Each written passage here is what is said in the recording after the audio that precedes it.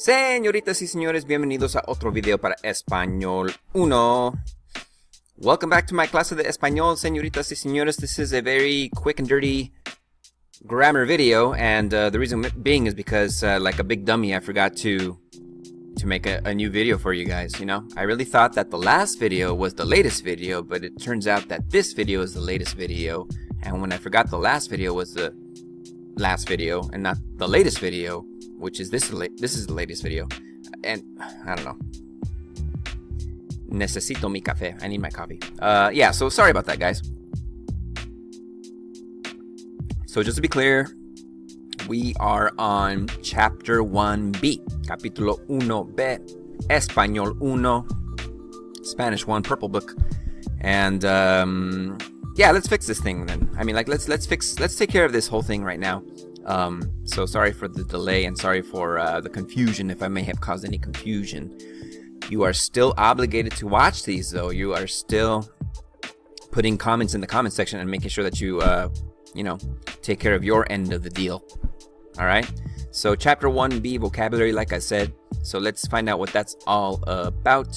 Let's fire up those libros. Well, either if you're bringing your book to class, thank you very much. Muchas gracias.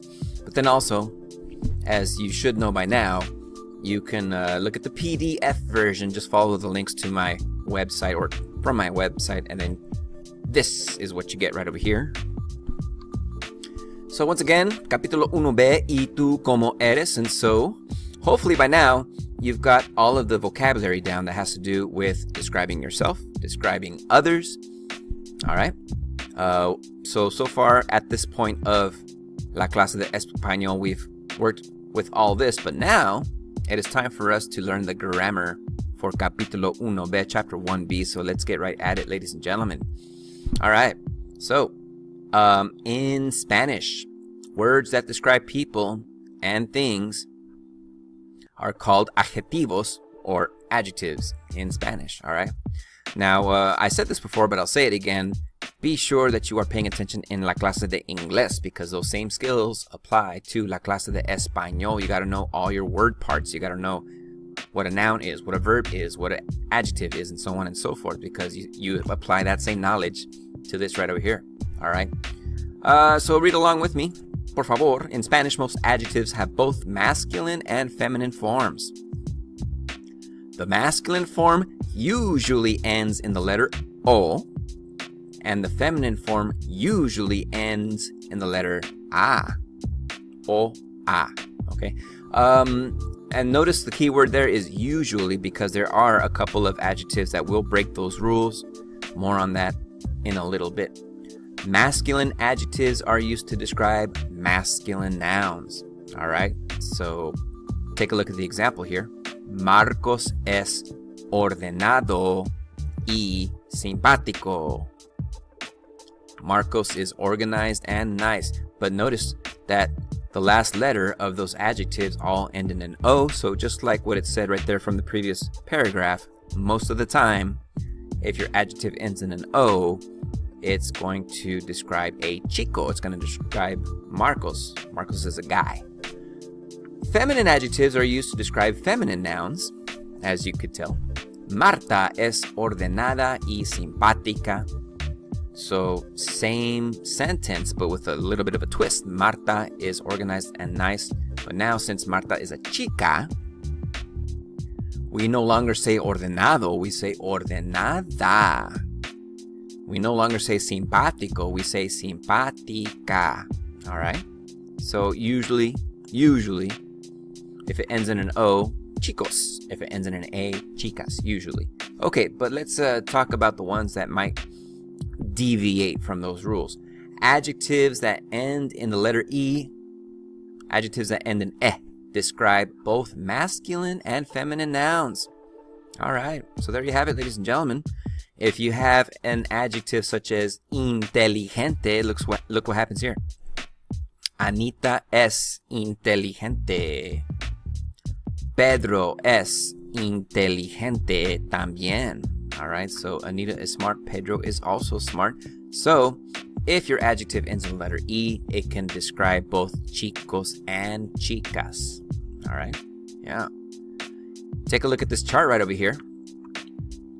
In this column to the left, we have masculine adjectives. And in this column right over here, we have feminine adjectives. All right. So we already talked about ordenado and ordenada. We already talked about adjectives that end in E, such as paciente. Both, okay. Both guys and girls can be paciente. But now let's talk about a couple of them that might either break the rules or at least bend them. So let's read right over here. Adjectives whose masculine form ends in dor have a feminine form that ends in dora. All right, so sometimes you're going to come across an adjective that describes a guy, a chico, such as this. Juan es trabajador. Juan is hardworking. All right. But all you have to do is add an A to the word trabajador if you want to describe a chica who is hardworking. Luz es trabajadora. All right. Luz is hardworking. So trabajador for chicos, trabajadora for chicas.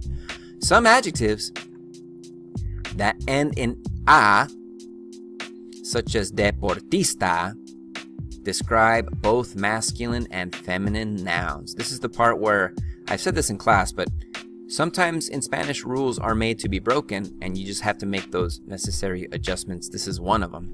You will need to learn which adjectives follow this pattern. Okay, so check it out. So Tomás is sports-minded. Tomás es deportista. Yes, that looks incorrect at first, but actually it is correcto in Spanish. Marta es deportista también. Marta is also sports-minded. So as you could see, you can be a chico, such as Tomás, and be deportista. You can be a chica, such as Marta, and be a deportista. So, yeah, some adjectives that end in A. But I'll go a step further. A lot of words in Español, a lot of adjectives in Spanish that end in the suffix ista, I-S-T-A, like deportista. And then there's other ones like periodista, which is a journalist, a dentista, which is a dentist, and other words that end in ista in Spanish. Same rule applies. You can be a dentista, for example, and be a chico. And you can be a dentista and be a chica. All right, so that's a quick look at adjectives, ladies and gentlemen. Oh, one last thing. Yeah, so be sure when you're using these adjectives, you gotta match up these adjectives with the chico or chica you're describing. In other words, you cannot say Marcos es ordenada, okay, because that would break the rules for Spanish. So make sure that if you're going to use a masculine adjective, it matches with a masculine noun. If you're going to use a feminine adjective, make sure you match it up with a feminine noun. Next up, señoritas y señores, let's talk about something called definite and indefinite articles. Now, it sounds fancy. It sounds pretty fancy title, but it actually is something muy fácil. It is very easy when you work it out, when this is put into action. Trust me on that, okay? So don't let the fancy title scare you. This is actually something that's going to be fácil for you to understand. Just, follow along. Here we go. El and la, you've probably already seen el libro and la computadora, okay? El and la are called definite articles and are the equivalent of the in English, okay? So, in English, we only have one definite article, and that's the. All right. I'm not really sure if you realize that the word the is classified as a definite article in grammar, but there you go. Now you know, okay? Because we use it all the time. I mean, we always say the this and the that, but it's actually called a definite article. Okay. So there's two. Hay dos en español. Well, for now there are. Okay, there's more, but I don't want to confuse you. We'll get there eventually. Okay, there's more, but that's another story for another day. So, if you want to say the in Español, it's going to be either el or la for now.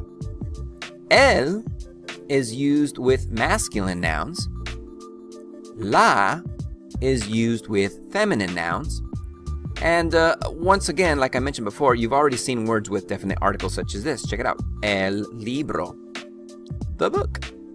La carpeta, the folder. All right. Let me show you something really quick. This will take a few seconds. This will probably help clear things up. But where's my picture? There it is right there. Ta-da! So, see if you could try to maybe look at this drawing here and try to burn it in your memory, because this is exactly what you got to do in Spanish. All right. So as you can see, el, all right, and then of course la right over here. They both mean the, but this one is masculine and this one is feminine. Okay, this is a masculine definite article. This is a feminine definite article. Okay. All right. You guys done looking at this? Okay, so let's move on. Okay, now, do you always say the for everything in Spanish? Not really. Sometimes you're gonna have to use, you're gonna have to say a or an, like an apple or a book or something like that in Spanish, right? So, in those cases, we use this. Un and una. Un and una. Un and una are called indefinite articles and are the equivalent of a or an in English. Un is used with masculine nouns and una is used with feminine nouns. All right. So if you need a book and not the book, then you would say un libro. If you need a folder and it's not necessarily the folder, then you say una carpeta. All right. And you can see this little chart right over here. Once again, el and la. All right. Okay. They both mean the, but this is masculine, this is feminine. And then un and una, they both mean a or an. You know, un would go in this box right here, and una would go in this box right over here. All right. So when you're learning new vocabulary, I think the best thing to do in this situation is you got to use repetition, repetition, repetition, repetition, repetition, repetition, repetition, repetition. You know, it's not the most exciting thing in the world, but sometimes you have to repeat, repeat, repeat. You have to practice, practice, practice. You have to repeat, repeat, repeat in order for you to get a skill down. After all, I mean, you know, Kobe Bryant, I mean, like, he was pretty good at three-pointers, but, you know, do you really think he said, oh, I know how to shoot three-pointers. I made one yesterday. Nope. In order for him to get good at making threes, then, yeah, you have to just keep at it, as boring as that sounds. Don't forget, all the people who are good at something, all those heroes that you guys admire, behind the scenes, they're working hard in order for them to be that good, okay? So don't forget about that, okay? You got your highlight reel, but behind the scenes, people are putting in work, okay? So when you learn a new noun, say it aloud along with its definite article. So don't only just learn the word, but make sure that you learn the el or la that goes with it. And say it as often as you get a chance. Eventually, you will find that words just sound right with the correct definite article, and you will know whether nouns are masculine or feminine, okay? So this is something that really does take practice on your own time away from La Clase de Español, all right? Because the reality is, if you want to get good at Español, or if you want to do well in Spanish class, you're going to have to practice outside of the class, and you're going to have to do things such as this right over here, okay? So not only, please, por favor, make sure that you learn the new word, but then also make sure that you're also saying and including the el and the la that goes with it, all right? So those are your definite and indefinite articles, ladies and gentlemen. Remember, definite are el and la, these right over here, and indefinite are un and una. And so there you go, all right? All right, clase, so the last thing that we got to cover for Chapter 1B, Capítulo 1B, is to figure out where all these words go in a Spanish sentence, all right? So this is called Word Order Placement of Adjectives, Página 62, page 62. And once again, read along with me. In Spanish, adjectives usually come after the noun they describe. Notice how artística follows chica in the Spanish sentence. So here's your example. Margarita es una chica artística. Margarita is an artistic girl. So as you can see, ladies and gentlemen, did you notice that in the English sentence, the adjective comes before the noun? So a lot of times when you're describing people, flip the order of adjectives in Spanish. All right. So once again, in Spanish, Margarita es una chica artística. Notice that artística goes after chica. Whereas in English, its English translation, artistic, goes in front of the word girl in English. So yeah, so make sure that if you're describing somebody in Spanish, most of the time, I say most of the time because again, like I said a few minutes ago, sometimes rules are made to be broken in Spanish. However, that's for when you acquire more Español knowledge. And again, I don't want to confuse you right away. We'll get to those other rules in due time, okay? Here's a simple pattern that you can follow when writing a sentence in Spanish. All right, so few ingredients in our little recipe here. Pretend that we're in the kitchen. Pretend that we're making something good. Some Español goodness right over here, okay? All right, and you're gonna need your ingredients, okay? So you're gonna need a subject. You're gonna need a verb. You're gonna need a indefinite article plus a noun. Remember, a few minutes ago I just told you that indefinite articles are un if it's masculine or una if it's feminine, okay? Plus your noun, of course. And then finally, the very last word in your Spanish sentence will be your adjective, okay? So subject, verb, indefinite article plus noun, and adjective. So from left to right, like a book. Check it out.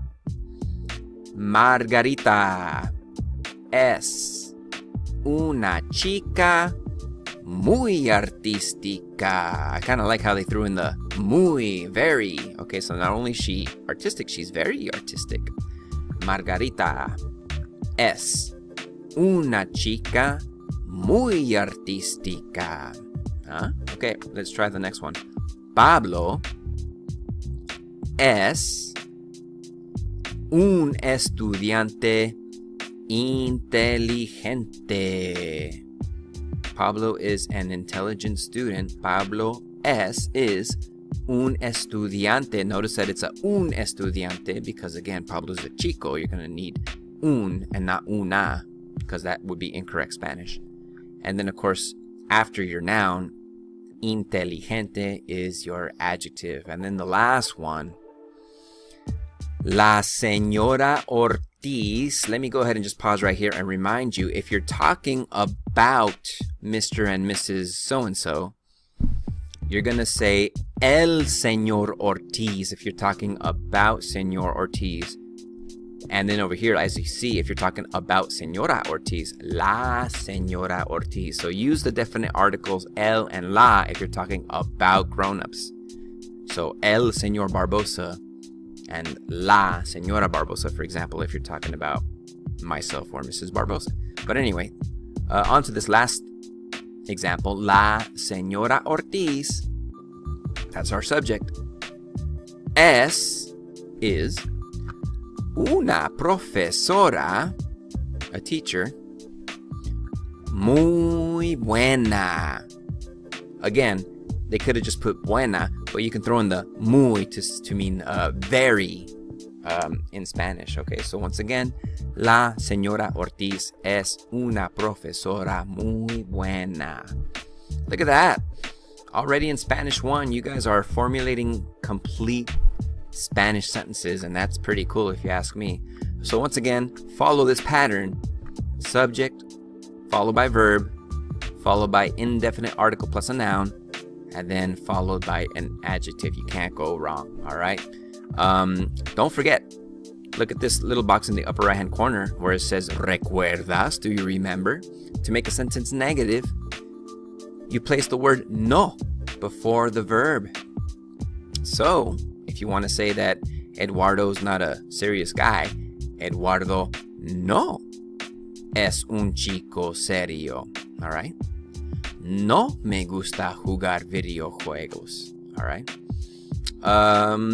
Margarita no es una chica muy artística. If you want to say Margarita's not an artistic girl, but why would you? Because she is artistic, right? And there you go, ladies and gentlemen. So follow that pattern and you'll be able to put together some quality Spanish sentences based on that pattern right there. So just make sure you memorize what goes first, what goes second, what goes third, and what goes fourth, and so on and so forth. Okie dokie, señoritas y señores, that's just about gonna do it for this short and very abbreviated Spanish video for Chapter 1B Grammar, starring me, Señor Barbosa. I forget what video number this is. I'm pretty sure it's video number 6, número 6, all right? And if it's not, oops, lo siento, but I'm pretty sure it is.